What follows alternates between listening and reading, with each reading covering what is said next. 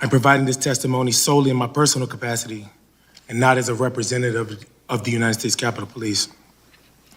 More and more insurrectionists were pouring into the area by the speaker's lobby near the rotunda, and some wearing MAGA hats and shirts that said Trump 2020.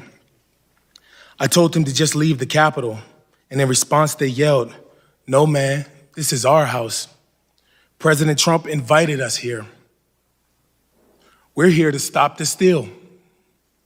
Joe Biden is not the president. Nobody voted for Joe Biden." I'm a law enforcement officer, and I do my best to keep politics out of my job. But in this circumstance, I responded, "Well, I voted for Joe Biden. Does my vote not count? Am I nobody?" That prompted a torrent of racial epithets. One woman in a pink MAGA shirt yelled, "You hear that, guys? This nigger voted for Joe Biden." Then the crowd, perhaps around 20 people, joined in screaming, "Boo, fucking nigger." No one had ever called me a nigger while wearing the uniform of a Capitol Police officer. In the days following the attempted insurrection, other Black officers shared with me their own stories of racial abuse on January 6th. One officer told me he had never, and in his entire 40 years of life, been called a nigger to his face, and that streak ended on January 6th.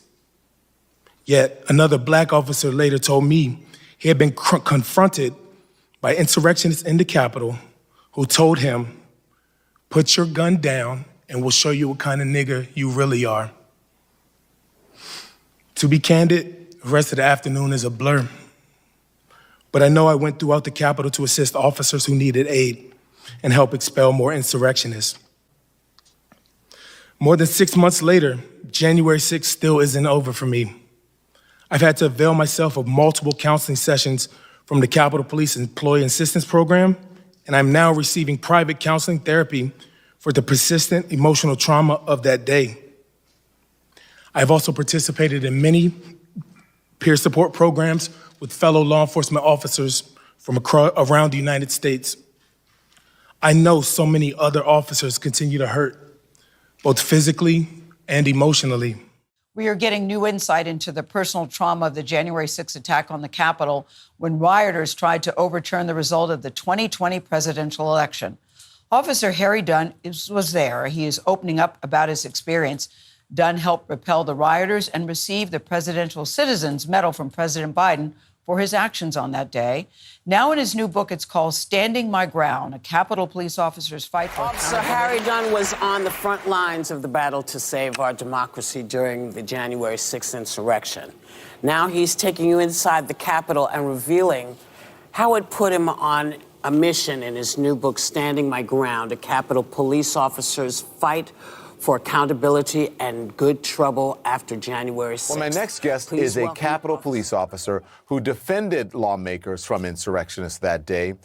He's a 13-year veteran. He was called a racial slur more than a dozen times by rioters as he helped fend off that mob.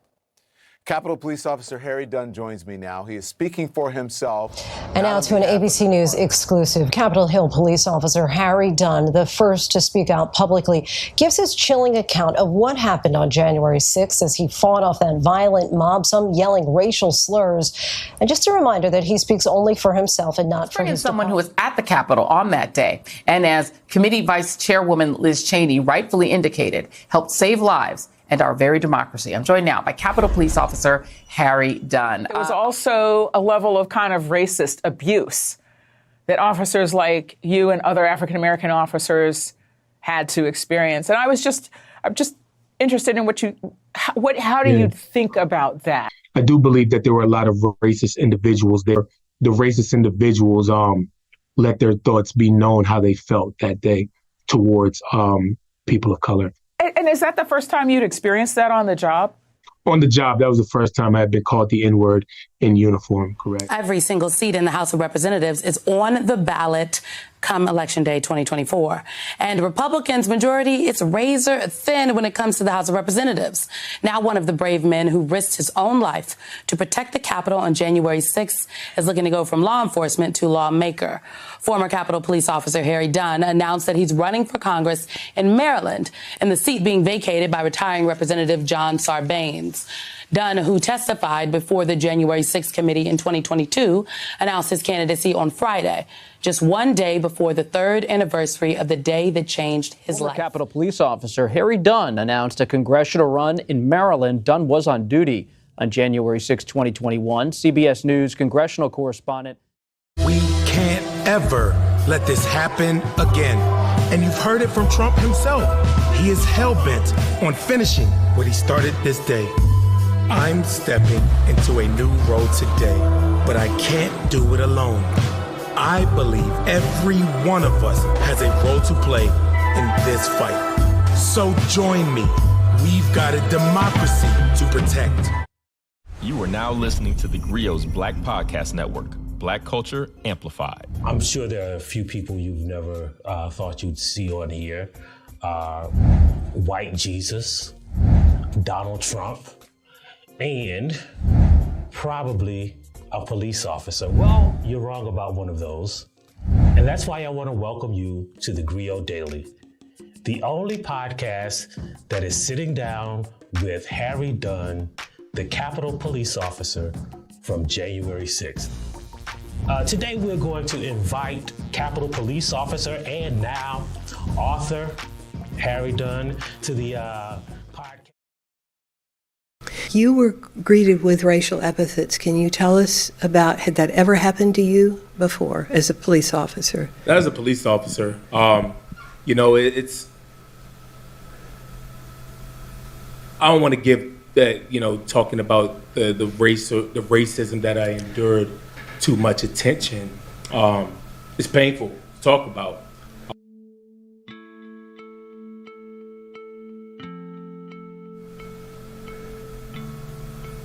I don't want to give that, talking about the race or the racism that I endured too much attention.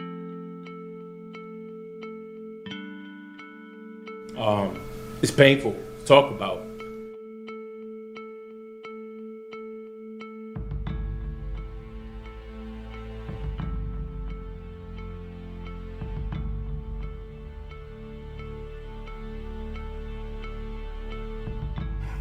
That prompted a torrent of racial epithets.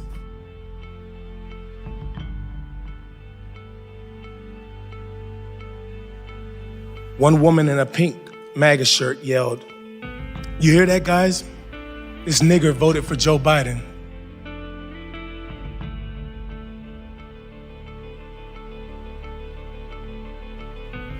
Then the crowd, perhaps around 20 people, joined in screaming, "Boo! Fucking nigger."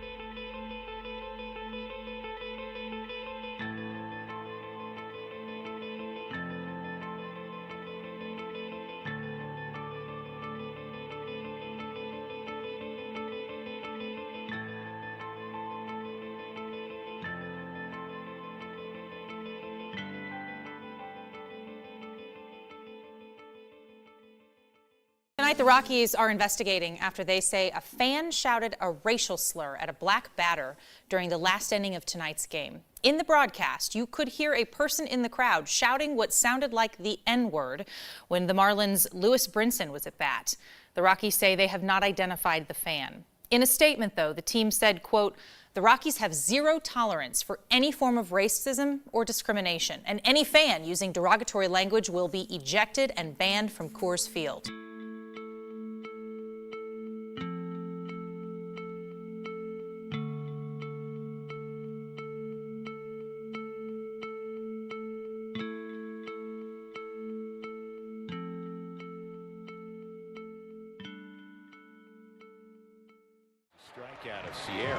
It starts here in the ninth inning at Coors Field on Sunday. Lewis Brinson is at bat for the Marlins. And the broadcast microphones pick up a fan in the stands right after the 1-0 pitch. Here's the 1-0. And again, it's 2-0. And this is not to pick. Take another look at the video and this fan in the White Rockies shirt. And again, it's 2-0. And this is not to pick on. And again, it's 2-0. And this is not to pick on. I was upset, man. Nobody wants to be called that. It's a disrespectful, disgusting word that belittles, my people, Black people. And, it's a disgusting word and nobody wants to hear it. So my initial reaction was upset and disgusted. I was in shock. Again, I didn't hear it initially, but definitely initial reaction was upset and shocked. Yeah.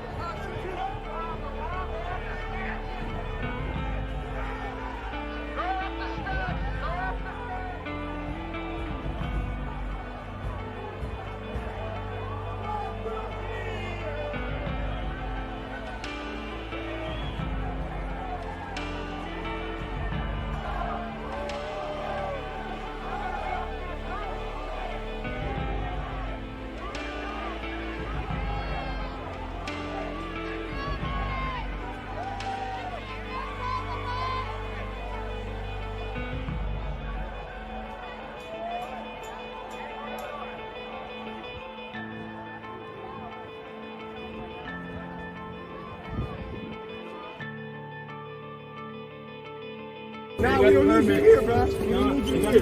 Nah, we don't need you here, bro. With me. Man, fuck that. Hey, fuck you and fuck you too. Fuck both of y'all. Hey, man, my thing is to protect the real shit. This man's a sucker, and you know that. Get the fuck out of here, man. Get the fuck out. Fuck out of here. You're not welcome here, man. Get the fuck out.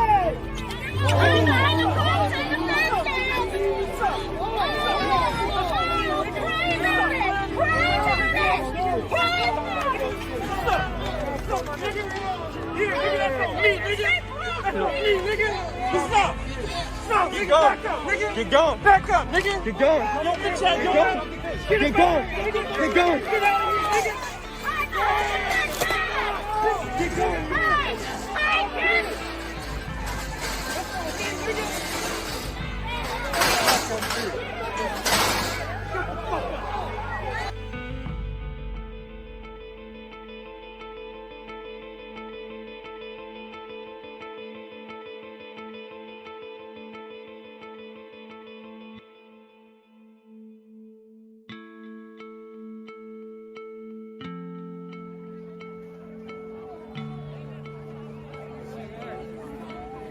There's a path right there. Instead of jumping the wall. That's no goddamn fun. Walk up a path and get to the exact same place.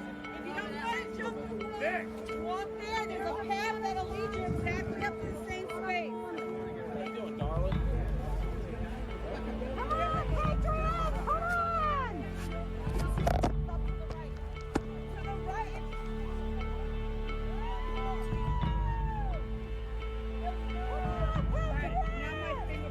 That's all right. You can play me. Drop a spoon.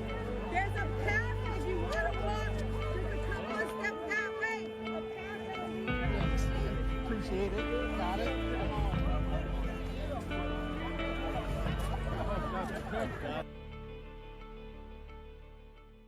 It wasn't so much a lie, but a misunderstanding that got halfway around the world before the truth got its pants on. The viral video, an online pile-on, accused a Rockies fan of screaming the N-word at an opposing player at last night's game. Even the Rockies organization condemned what they thought they'd heard, till closer investigation revealed the fan did not yell a slur. Rockies now agree the guy was actually just calling to Dinger, the mascot. Well, good luck convincing the internet otherwise. Here's our Steve Steger. Rockies need 3 outs from Ben Bowden. This is a story about digital pitchforks and torches, and a story about perspective. There's a strikeout of Sierra. It starts here in the 9th inning at Coors Field on Sunday. Lewis Brinson is at bat for the Marlins. And the broadcast microphones pick up a fan in the stands right after the 1-0 pitch. With the benefit of hindsight, we know that this man is calling for the Rockies mascot, Dinger. Here's the 1-0. And again, Take another look at the video and this fan in the white Rockies shirt. He's not watching the game. He's looking at something screen left, waving, yelling. And again, it's 2-0. And this is not to pick on. What's he looking at? Dinger, the Rockies mascot, just in the top left-hand corner of the screen. I talked to this man today. He's pretty devastated. He told me he was at the game with his wife and grandkids. In the 9th inning, he was trying to get the Purple Dinosaur's attention for a family photo. He insists he shouted Dinger's name, not that other vile word. The Rockies believed him. They issued a new statement this afternoon confirming the man's story, saying all of this was a terrible mix-up. He asked me to keep his name private, as he fears some people still won't believe him and will try to dox him.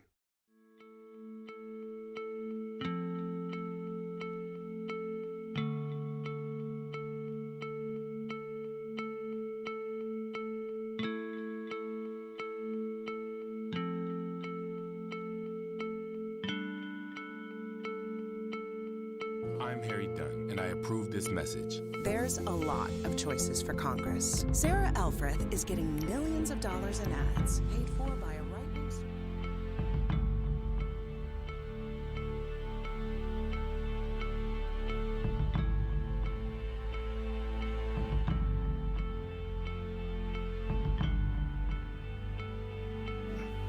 Well, I voted for Joe Biden. Does my vote not count?